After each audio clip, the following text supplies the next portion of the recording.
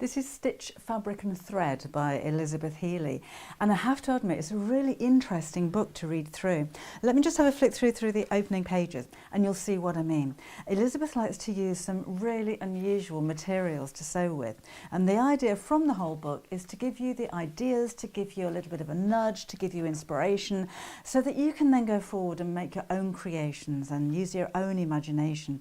She takes you right back to the beginning, so before you even start sewing, what the different types of materials are, the kind of tools that you're going to need to get started, what is thread, what is fabric, and even how does a sewing machine work. So there's some very useful information in here that you can use going forward as well.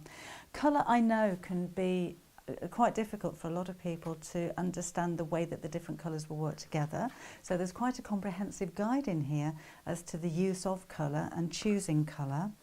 And even dyeing, you know, creating your own colour. And this is really interesting because she's using tea, and tea gives a really lovely, almost like a sepia, a vintage kind of look. But there's some things in here I would never have thought of. Even with stitching, who would have thought of stitching with plastic bags? Not something that I've ever done, but it creates such a lovely textural effect. Working with tension, so this is just a hand stitch, but Elizabeth actually pulled some of the threads through so that they're looser. So again, you've got dimension, you've got texture with some of your work. Lots of different ways of creating not just texture but different kind of designs and looks.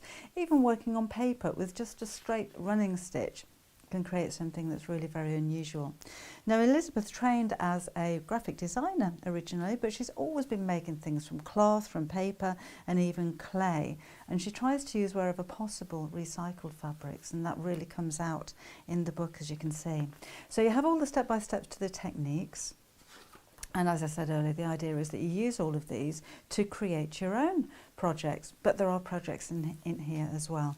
But look at the diversity. We've got New York type of letters, we've got African masks, using beads, using threads, using cords even to create some beautiful designs.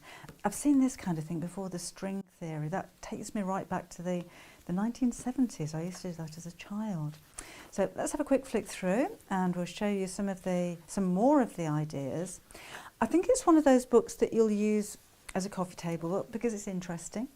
It's interesting to learn the history of some of these designs and the stitches, where they came from, where they got their names and all that kind of thing. A little hula girl look.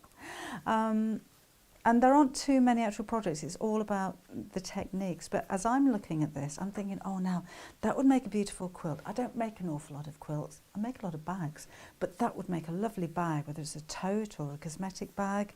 And if you needed to add trim, if you want to add texture, if you've got a plain fabric and you just, well, I need something that little bit different, there's things in here that I'm looking at thinking that would look lovely, just maybe one piece across the top of a bag that I'm making.